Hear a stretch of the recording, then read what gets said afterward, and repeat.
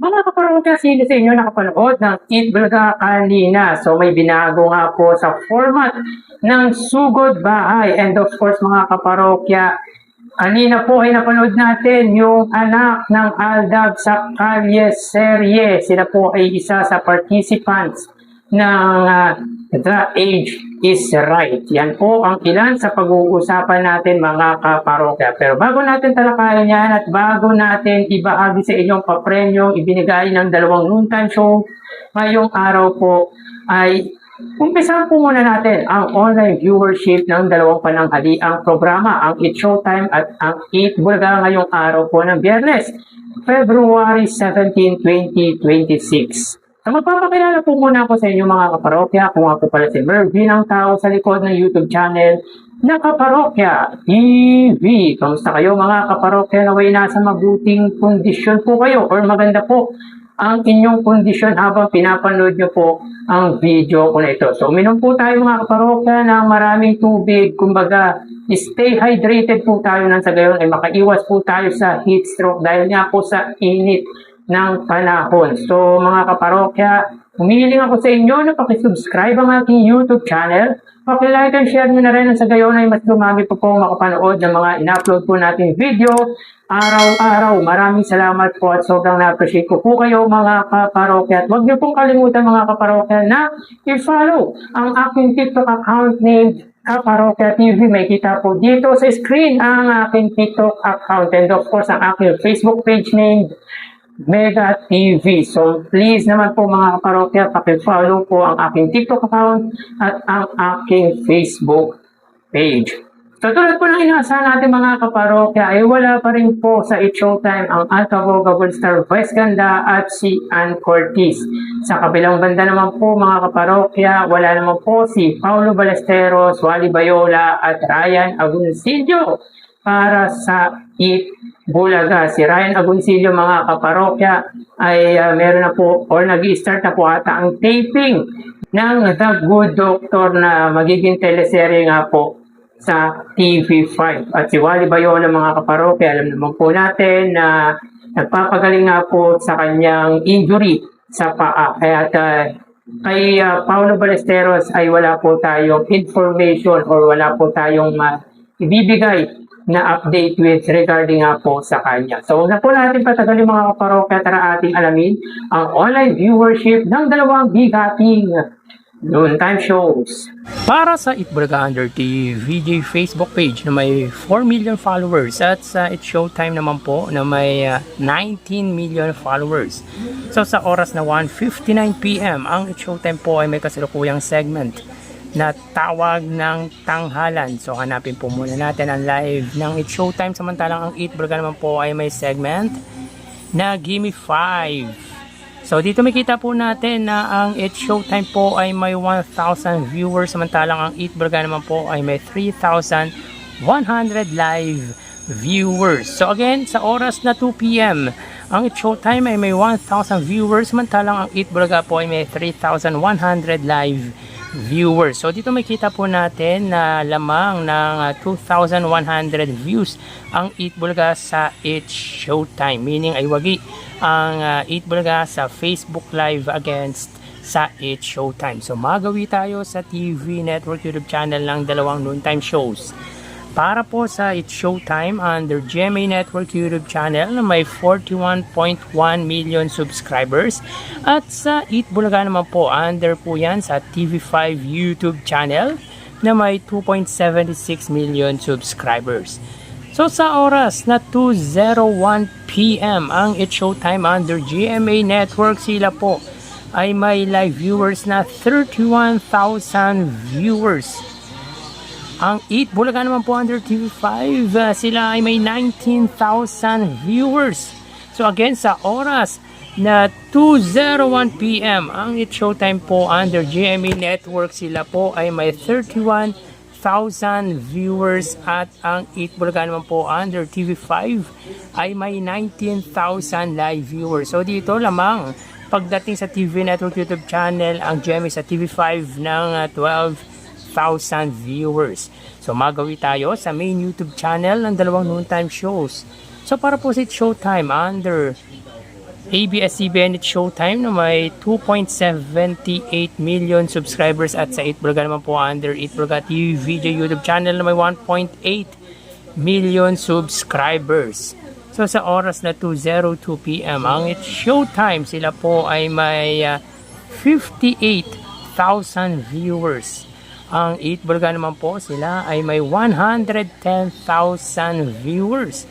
So again, sa oras na 2:02 PM ang It's Showtime, sila po ay may 58,000 viewers at ang 8 Bulaga naman po sila ay may 110,000 live viewers. So bali ang total na nakuha ng dalawang noontime shows ay para po sa It's Showtime ay 90,000 viewers, samantalang 8 Bulaga ay 132,000 viewers. Ito po ay sa segment na tawag ng tanghalan sa It's Showtime. Give Me 5 naman po sa 8 Bulaga. Sa Facebook Live, 1,000 sa It's Showtime, 3,000 naman po sa 8 Bulaga.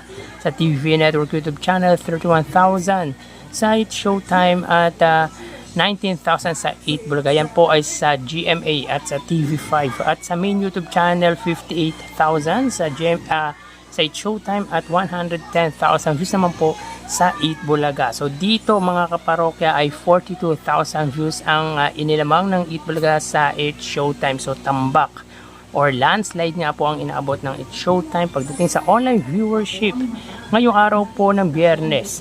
So tara ating alamin ang papremyong ibinahagi ng dalawang noontime shows and of course ang ads na nakuha ng 8 Bulaga ngayong araw po. Yan nga po naging resulta ng kinandak nga po nating online viewership ng dalawang noontime shows na kung saan ay tinambakan nga po ng 8 Bulaga ang It's Showtime. Kumbaga landslide na maituturing nga po natin ito sapagkat more than 40,000 views nga po ang inilamang ng 8 Bulaga sa It's Showtime. Bali may total nga pong 90,000 ang It's Showtime, 132,000 views naman po sa 8 Bulaga. Ito po ay sa segment na tawag ng tanghalan para sa It's Showtime at Give Me 5 naman po para sa 8 Bulaga. So kanina nga po mga kaparokya, isa nga po sa nag-participants or participate sa The Age is Right ang mga naging anak ng Aldab sa Calle Serie at ito nga po ay sila Kylie at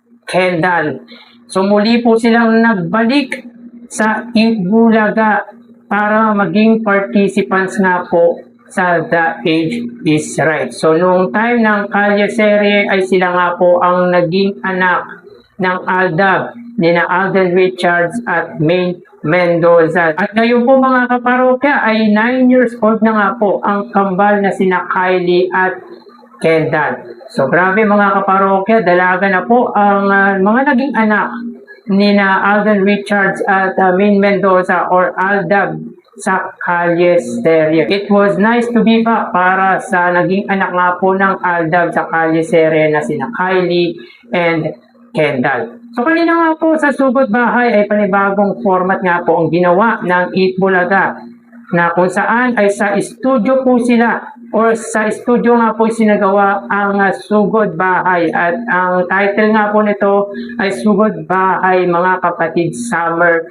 Olympics na kung saan ang mga naglaro nga po ay ang mga host ng 8 Bulaga. So grabe, nakakatuwa ang 8 Bulaga kanina lalo na po sa parang Bulagan Olympics or sa Sugod Bahay Summer Olympics dahil grabe may challenge na pinagawa sina Bossing Vic Soto at Joey De Leon para sa mga host ng nasabing noontime program at ang nagwagi nga po doon walang iba kundi ang Team Yellow nina Alan K. Maine Mendoza. Talagang grabe ang tawa namin sa bahay mga kaparokya kasi sobrang nakakatuwa talaga yung Sugod Bahay Mga Kapatid Summer Olympics. So sa ngayon ay sa studio po muna sila sapagkat alam naman po natin mga kaparokya na mainit nga po ang panahon. Isa nga po ito sa way ng 8 Bulaga para at least ay makaiwas nga po sa stroke dulot nga po ng init ng panahon. Kaya sa lahat nga po ng viewers natin out there ay magsiinom po tayo ng maraming tubig at kung wala naman po tayong ginagawa ay mas mabuting manatili na lang po tayo sa loob ng bahay. Stay hydrated po tayo mga kaparokya.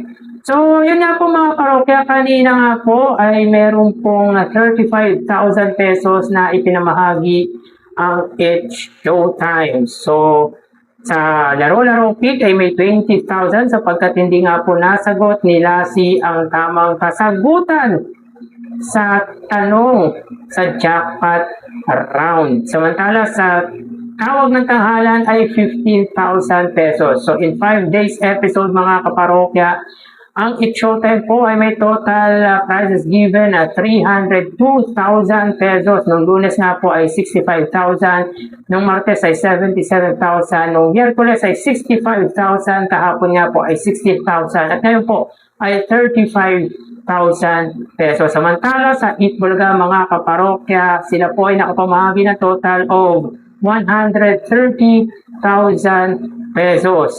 So 130,000 mga kaparokya, 30,000 dito ay sa The Age is Right, 50,000 sa Sugod Bahay, at another 50,000 para sa Gimme 5. Meaning, in 5 days episode, meron na pang total na 666,000 pesos ang Eat Bulaga. Noong Lunes ay 135,000, 110,000 noong Martes, 140,000 noong Miyerkules, 151,000 kahapong episode, at 130,000 pesos naman ngayong araw po. So again, 302,000 total prizes given para sa Showtime, 666,000 pesos naman po sa Eat Bulaga. So kanina naman po mga kaparokya ay umabot ng 72 TV ads ang Eat Bulaga. So meron po silang 3 gaps.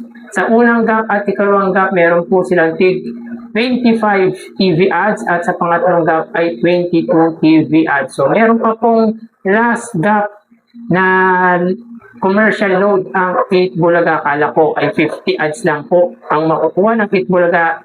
Subalit, meron pa po pangatlong gap. At yun nga po, 22 TV ads po ang nakuha sa pangatlong gap. So again, 72 TV ads ang total advertisement ng Eat Bulaga. So sa 5 araw nga po mga kaparokya, ay meron na nga pong 317 TV ads ang Eat Bulaga. Noong Lunes ay 55 TV ads, noong Martes ay 54, noong Miyerkules ay 82 TV ads, kahapong episode ay 54 at ngayon po ay 72 TV ads. So medyo malaki-laki, mataas-taas na rin po ang advertisement or commercial load na lumabas sa pananghaliang programa ng Iconic Trio. So yan po ang update natin para sa dalawang pananghaliang programa ngayong araw po.